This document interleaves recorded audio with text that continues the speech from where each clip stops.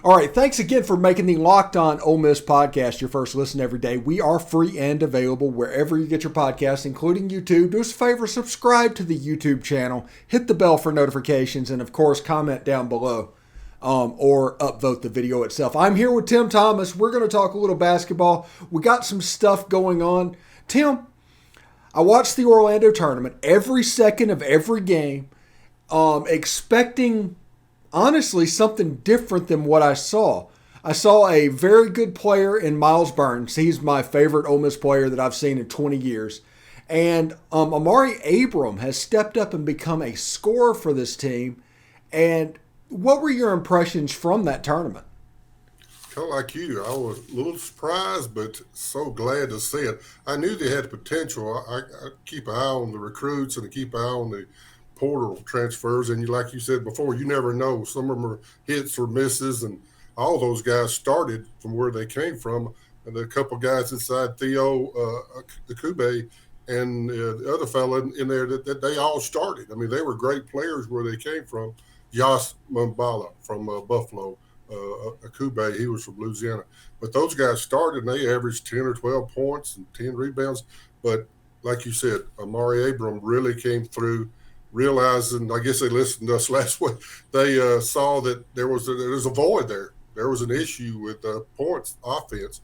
And Mar Abram, I think to everybody's surprise, including Kermit, really stepped up. And the Caldwell kid played well. McInnes played good inside. I was really surprised. The defense is always going to be there. Issue with Morrell. I'm not sure. I know he's not used to that kind of defense. I know that he's going to have to get used to it, because he's going to have to score like we talked about. But overall, I think they were happy. There was a little spell, like you said, that just couldn't quite get enough points, and just a lull there. That was in it. That was the game. Yeah, and I like to say over and over to people is like, whenever you watch a game and you're like, why did this happen? What reason this happened? Ole Miss just lost a basketball game. It wasn't anything systemic that was going on. They just lost a basketball game against Oklahoma. Yeah, if Morrell, I'm sorry, had got his 20, we'd have won easily. But he was really defended. Oklahoma's known for their defense. The coach there is really known for it. And he just couldn't quite get enough. I tell you, the two freshmen tried to pull it out by themselves. It was really, I was kind of worried. Miles didn't play as well as he had been. Robert Allen inside didn't really juice the team up, and he didn't make things happen. It was a couple of things there that just couldn't make it. Morrell not hitting it, it all kind of added up right there at the end. We just couldn't finish it up. Okay, and you're the perfect person for this, and I'm going to put you on the spot for a second, so I apologize for this. But I was trying to describe to people what I think Miles Burns is, and you know that I'm a Jason Smith comparison guy with Miles Burns. And somebody got in my Twitter timeline the other week and compared him to Elston Turner. Now, that is before my time, but that is a comparison that you would know all about if it's true. What do you see there? 3 years. He was an awesome defensive player. That's how he got to play pro. He went to Dallas Mavericks, and he's still actually coaching in NBA all the way back from, I guess he graduated in 81. I graduated in 82. But he was a great defensive player. That's the reason, like you said, that's the reason he got there. He could score. I set plenty of picks for him to get him open. He's told me that a few times, and that's what I did for Carlos Clark and John Stroud. I played in that era there, 79 through 82, but Elston was one of those defensive guys, kind of like Miles Burns, that just made things happen, tipped the ball, made a steal at a proper time that really made a jam and really sparked the crowd and juiced the team up. Yeah, and like I said, that's a little bit before my time, but even if you go back to the Jason Smith, I think a player like Jason Smith and Miles Burns, players like that's important for a basketball team because it controls the energy. So many things can happen. All of a sudden, momentum shifts. I'm sure Elston provided that back in your time. Jason Smith provided that back with Rob Evans, and now Miles Burns is kind of tasked with doing that now, right? Yeah, he needs to. That's what he's out there for. He's not a tremendous three-point shooter. I thought he might be a little better, but he hasn't so far. Maybe he will later on, but he hasn't really hit the three. They need more three-point shooters, as you saw Caldwell and Abram and then Morrell hopefully he'll come through. If they get three of them, have two of them out there at one time, and then hopefully they'll get some work at the inside. McInnes is decent inside, but he's not really offensive proficient at this time. Kube plays pretty good. Robert Allen comes in and does his thing. Mabala, I think he's really going to come around. He was hurt all summer. A guy, I'll just bring this up, James White. No one has mentioned him. During the Bahamas summer trip, he averaged 20 points a game during the 3 games. He's really struggled defensive-wise. That's why he's not playing. But he can really score, and I think they'll use him more in the future. Yeah, and before we move on, when I watched that Oklahoma Ole Miss game, both offenses, it was like going to the dentist playing against those defenses. To me, that's the kind of basketball I enjoy watching. But, it was so hard for the offensive teams. Yeah, I thought we had it there. As you said something about the other day, we were ahead like 5 or something with like a minute or so left, seemed like. And then all of a sudden we just couldn't score. Morrell, just to be truthful, he missed like 3 shots that he normally hits. If he'd have hit those shots, we'd have won, no doubt. That was that close to the game, but he didn't. But hopefully he learned something, and hopefully the other guys will come around and our offense will keep getting better. But as long as we got that defense, as I keep talking about, we're going to be in every game. Yeah. And if Ole Miss would have beaten Oklahoma, they would have probably been ranked on Tuesday. Joe Lunardi's bracketology, Ole Miss is in it. Now, granted, it's a November bracketology, so it's about as far from meaningful as it can get at this point, but it's still pretty cool to be mentioned at this point of the season. Don't you think, Tom? Yeah, Joe has been known for doing this years and years and years. I think it's pretty much all he does for ESPN now. And he starts this, like you said, first of the year, even does it during the summer. So it's hard to know, but it's good to know because I don't believe Ole Miss is, since Kermit's first year, Ole Miss has not been in this bracketology, even as the last one in, last one out. They're now the first one, first one's in. I think them in North Carolina, right there, North Carolina State are right there together. Actually, that's who Jarkel Joyner plays for now, North Carolina State. But it's cool to talk about, like you said. It's a long way to go, but it's kind of a goal incentive for the kids to see that and say, hey, somebody's looking at us. Someone's paying attention to us, and I think it's a good thing.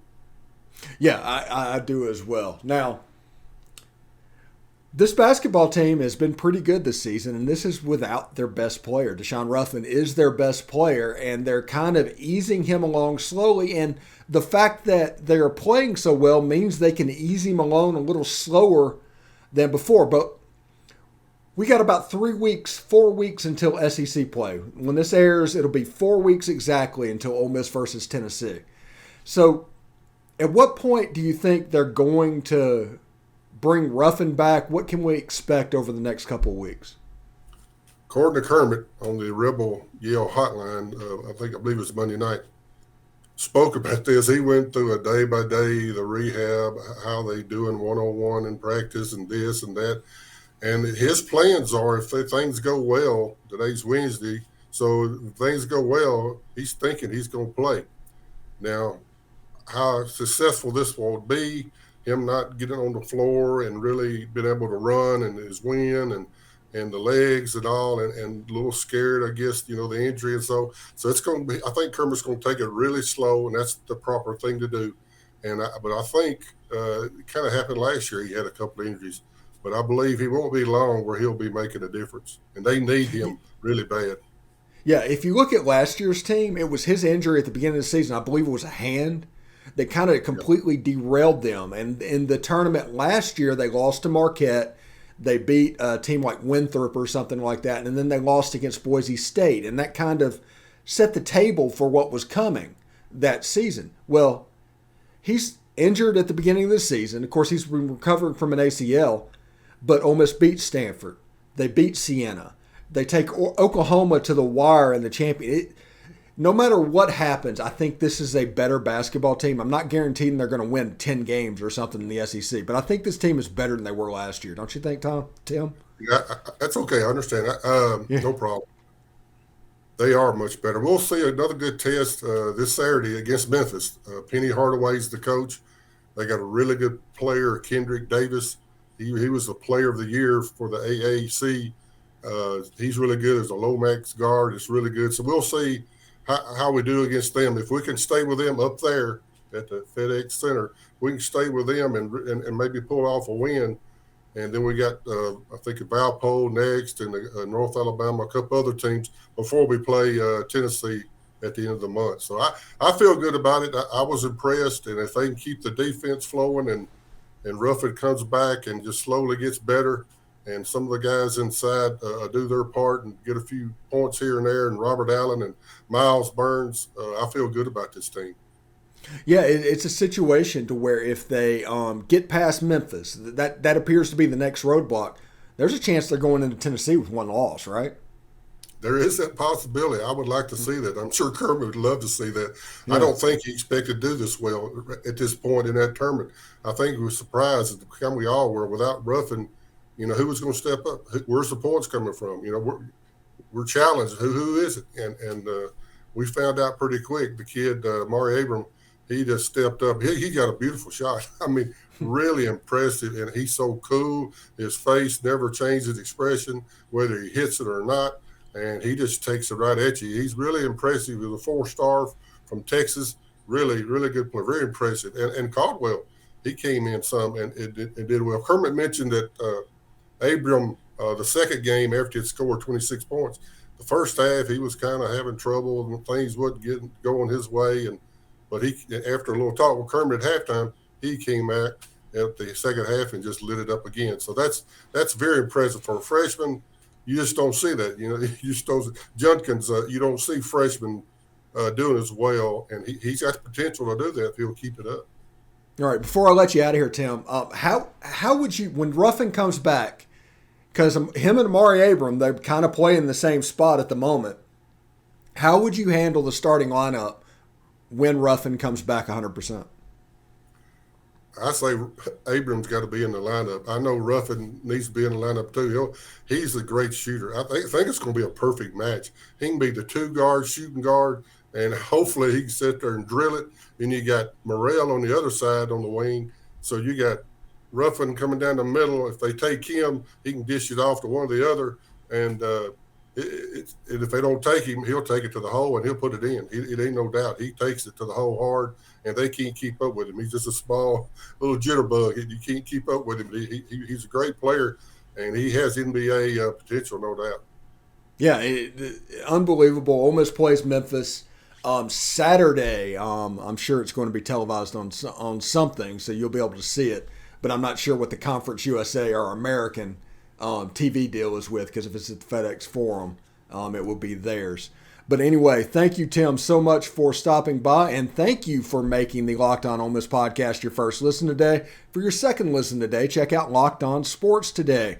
From the games that matter the most to the biggest stories in sports, go beyond the scoreboard and behind the scenes with local experts and insights only Locked On can provide. It's Locked On Sports Today. It's available on this app, YouTube, and wherever you get your podcast. Tim Thomas, Ole Miss Basketball. I'm going to say legend because you were on my show and I can say whatever I want to say. Thank you very much for stopping by, and I look forward to talking to you next week, man. Thank you. Enjoyed it. Hotty toddy. Hotty toddy.